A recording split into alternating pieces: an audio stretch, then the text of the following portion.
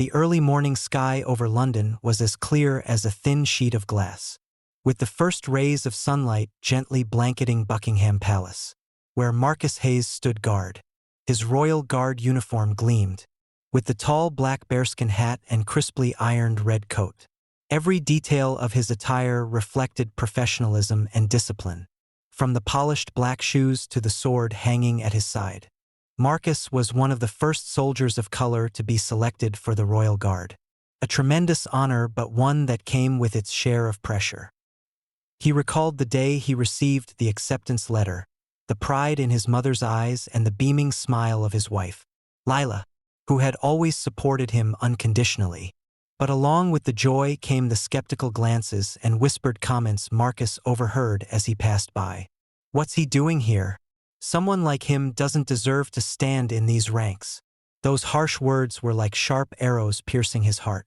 Yet he always maintained his composure. That morning, the palace was bustling with tourists. Groups of people lined up to take photos, and children giggled as they tried to make Marcus smile.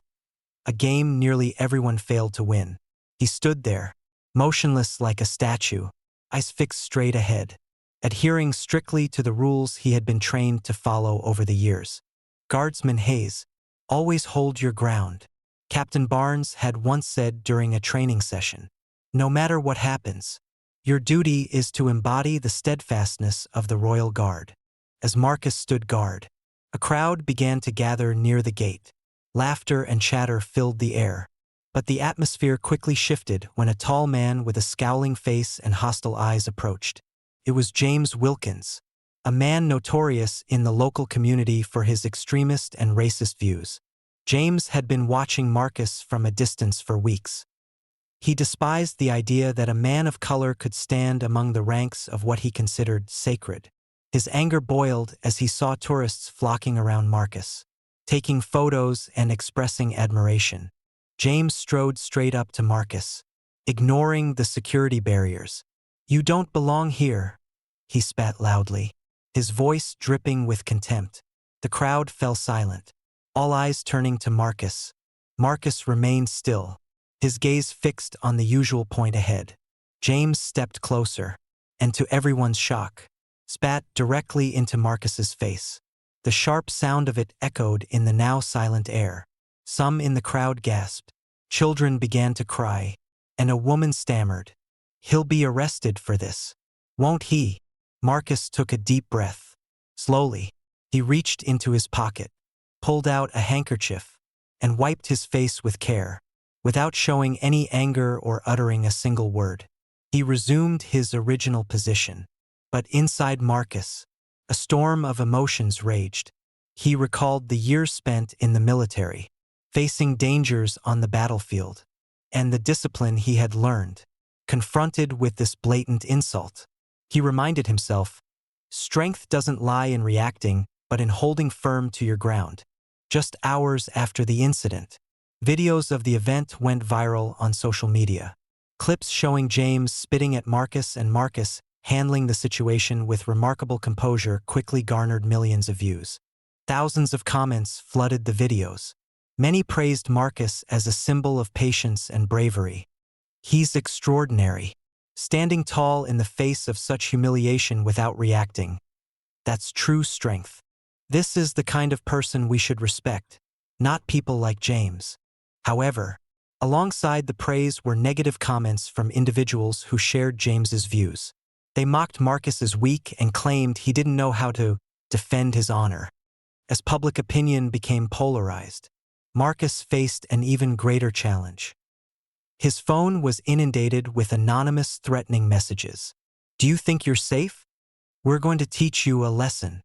Marcus handed his phone to Captain Barnes, who immediately called for an investigation.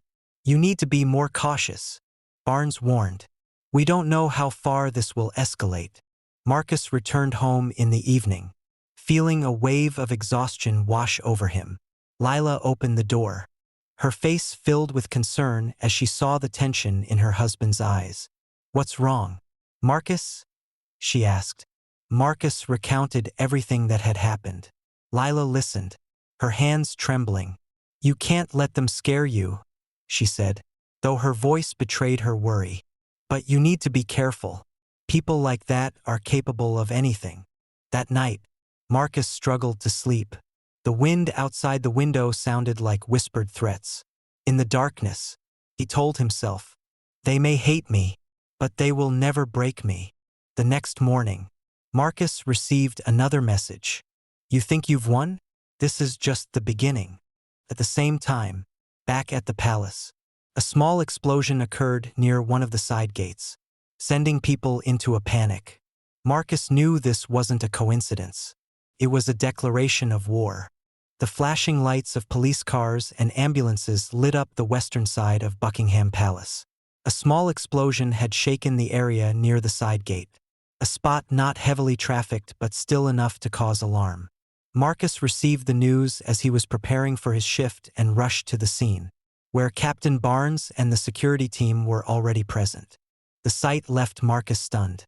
A section of the iron fence was bent, and debris was scattered across the ground. Thankfully, no one was injured. However, that did little to ease the growing unease in Marcus's chest. "We found this device near the explosion site," an officer reported, handing Captain Barnes a small detonator. Barnes frowned, his expression grave. "This wasn't an accident. This was a message," Barnes said, turning to Marcus. "And I'm afraid you're the one they're sending it to." A chill ran down Marcus's spine. The threatening messages, the incident at the palace gate, and now this explosion all pointed to one thing. This was just the beginning of something much bigger. "We'll be increasing security," Barnes continued. "But Marcus, I need you to be vigilant. No one is to operate alone from now on." Marcus nodded, his gaze steeling with resolve. He knew he couldn't let fear take hold. "If they want to play this game, we'll respond," he said, his voice firm with determination. In the days following the explosion, security around Buckingham Palace was significantly tightened. Tourists still came to visit, but the tense atmosphere was palpable.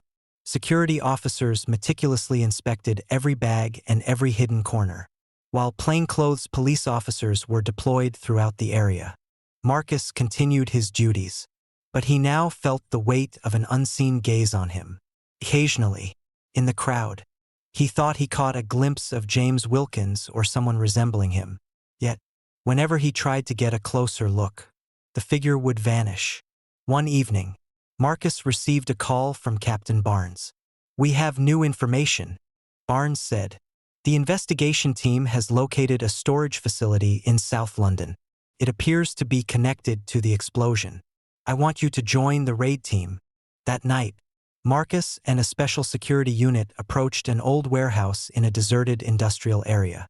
From the outside, it looked unremarkable, but once inside, they discovered bomb-making equipment and several written documents. "Take a look at this," an officer said, pointing to a map of London. Several locations were marked in red ink, including Buckingham Palace. "They're planning more attacks."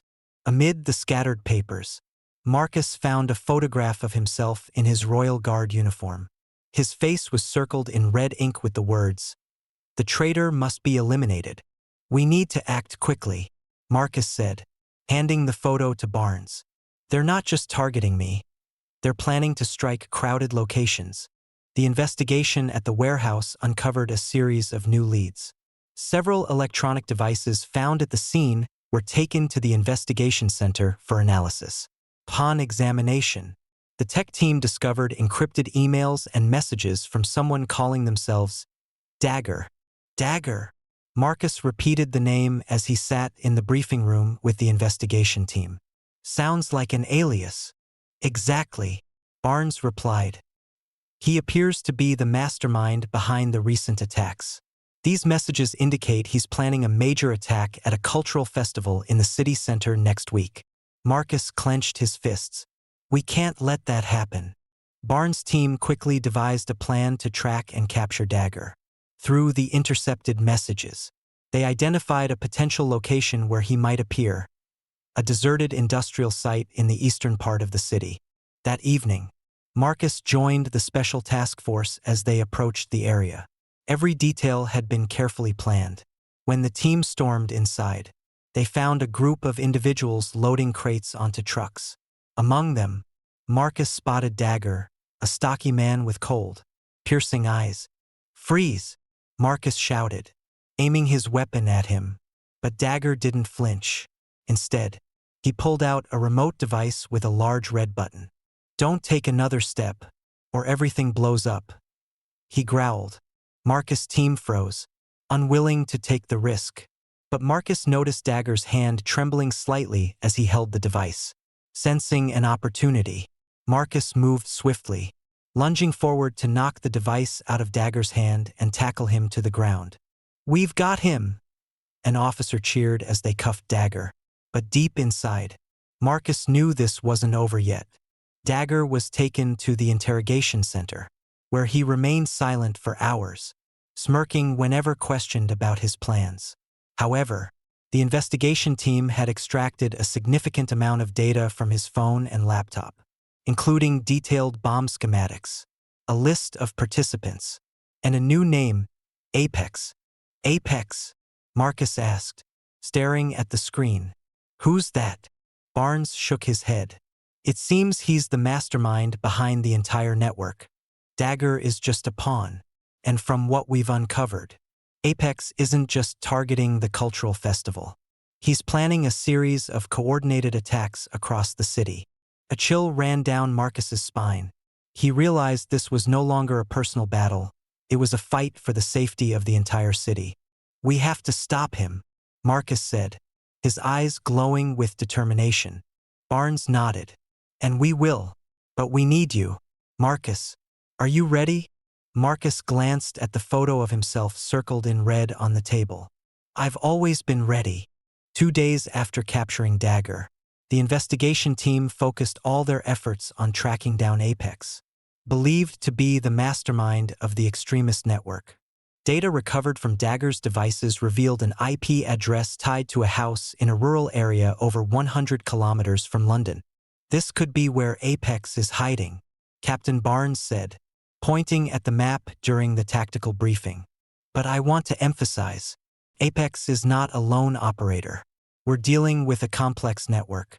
Marcus, you'll lead the approach team, but we must proceed with caution."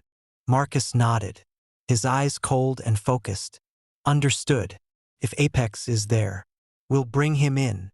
That night, Marcus and the Special Task Force approached the location.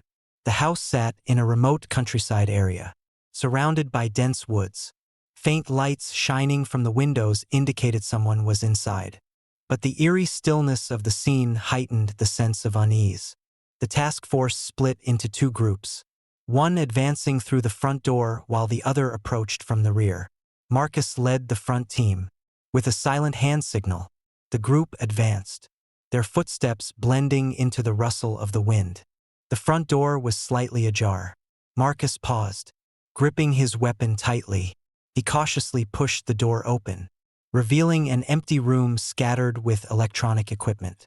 The computer monitor was still on, its faint blue light illuminating maps and images of the city. "They've definitely been here," Marcus whispered into his radio. "But it looks like they've already moved out." Suddenly, a loud explosion echoed from the back. Marcus spun around to see the second team under attack by armed assailants. He charged outside, leading his group to assist. Gunfire erupted, shattering the stillness of the night. Amid the chaos, Marcus realized it was a trap. "We need to fall back," he shouted into the radio. The task force managed to retreat successfully, but the cost was heavy. 3 operatives were injured, and the attackers had escaped, taking critical documents with them. "We've tipped them off," Marcus said to Captain Barnes upon returning. "But I'm certain Apex is close. We need to act quickly." The following day, Marcus returned to Buckingham Palace, but not for his usual guard duty. He attended a special meeting with the investigation team and security leadership. Newly analyzed data from the House revealed a large-scale attack planned for a national event scheduled to take place in just 3 days. "We're facing an unprecedented threat," Barnes said, his voice heavy. "If this plan succeeds, It will unleash chaos on an unimaginable scale. As the team discussed tactics, Marcus received a message on his phone. The message had no sender, containing only a single chilling line. "We know what you're doing. Your time is running out." Marcus showed the message to Barnes. "They're watching me. This confirms I'm their primary target. You need to be even more cautious," Barnes said, his expression grave. "They'll stop at nothing to eliminate you before they execute their plan." The pressure weighed heavily on Marcus. He wasn't just facing hostility from the enemy but also battling the worries of his family. Lila, his wife, had been tense ever since the recent explosion. "Why can't you let someone else handle this?" Lila asked as they sat in the living room. "You've already done more than enough." Marcus took her hand, his gaze gentle but resolute. "I understand your worry, but if I back down, they'll think they've won. This isn't just about me. It's about everyone they're threatening." Lila sighed, knowing she couldn't change her husband's determination. "Just promise me you'll come back," she said, her voice breaking. "I promise," Marcus said, though he knew keeping that promise might be his greatest challenge yet. 3 days later, the cultural festival was held in London's Central Square. Thousands of people gathered to enjoy the event, completely unaware that Apex's network had planned an attack on the venue. Marcus, dressed in plain clothes, was assigned to monitor the main stage area, which drew the largest crowd. He kept an ear on his radio and his eyes peeled for any suspicious behavior in the crowd. Suddenly, through his earpiece, he heard a report. "We've identified a suspicious device in the northern section. The bomb squad is en route." As the report came through, Marcus spotted a man moving stealthily toward the stage, carrying a large bag. Without hesitation, Marcus approached him. "Stop right there," he shouted. The man turned, his face full of panic. He dropped the bag and bolted into the crowd. Marcus spoke into his radio. "Suspect heading south. I'm in pursuit." Marcus sprinted through the crowd, his heart pounding. After a tense chase, he tackled the suspect to the ground. "We've apprehended one of them," he said into his radio. But when the suspect's bag was examined, the bomb squad discovered it was a decoy. This was just a distraction, Marcus realized. They want us focused here while they strike somewhere else. At that moment, an alert came from the southern team. "We've just found a live bomb near the western section of the festival." Without hesitation, Marcus raced to assist the bomb squad.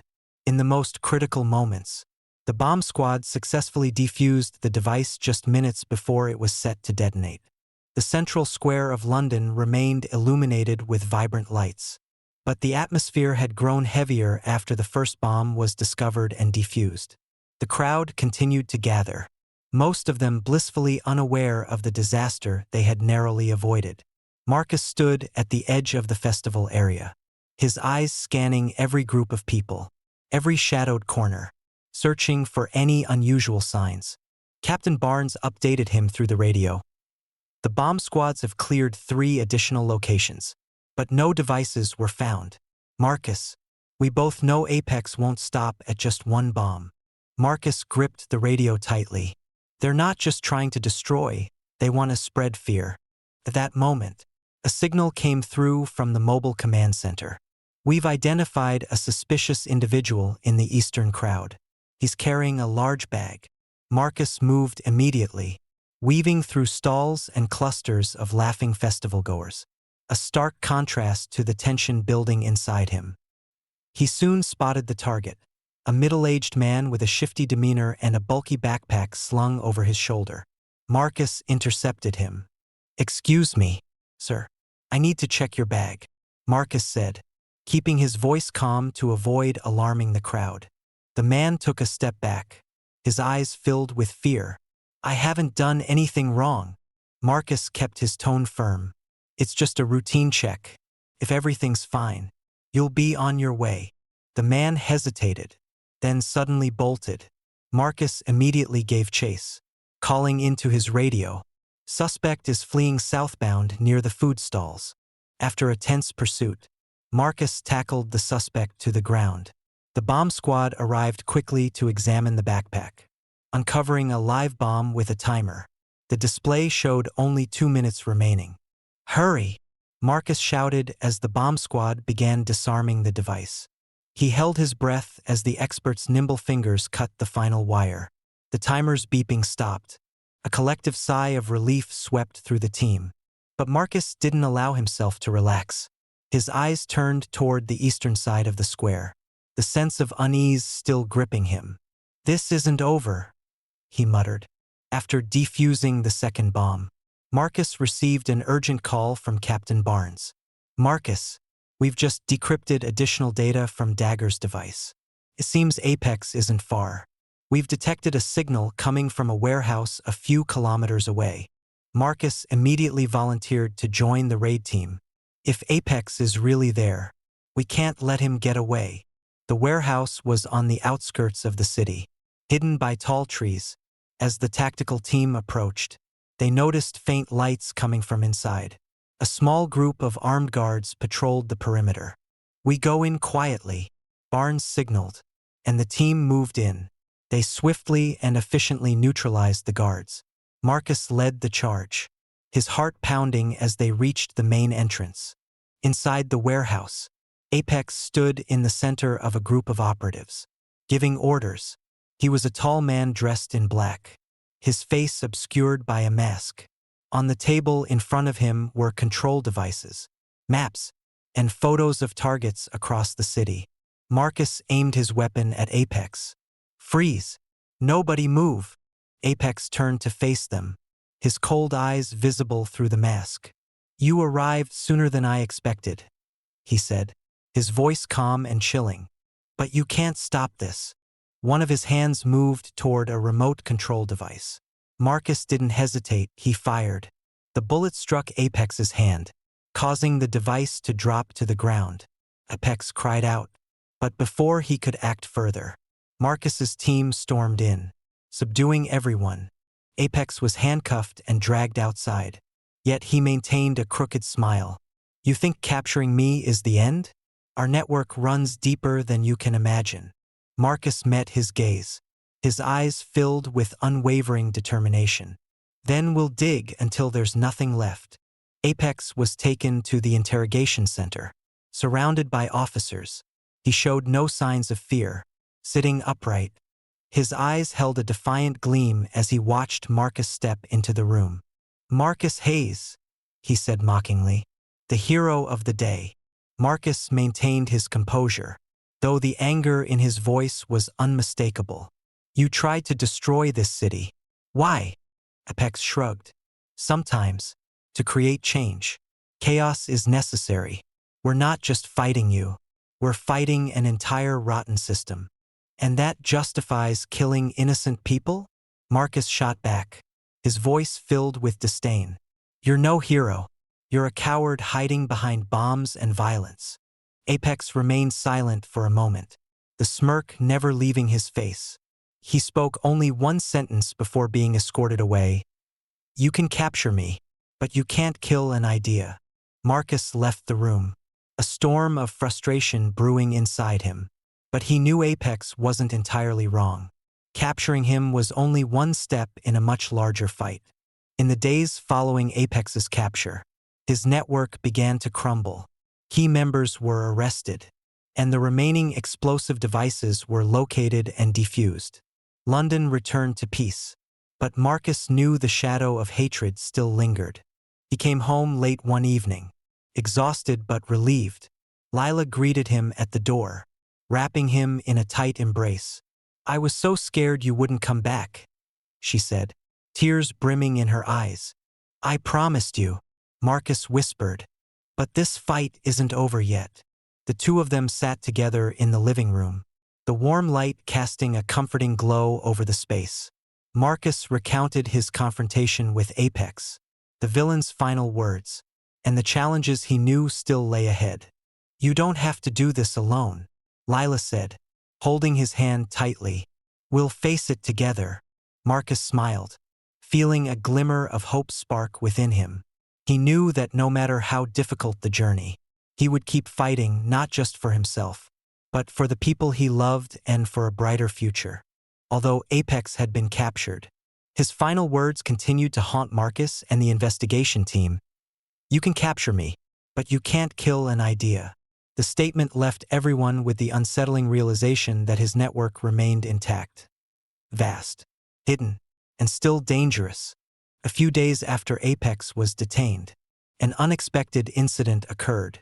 While he was being transferred from a local prison to a high-security facility, the convoy was ambushed. A group of armed assailants launched a brutal attack, freeing Apex in the chaos. The event sent shockwaves through the security forces.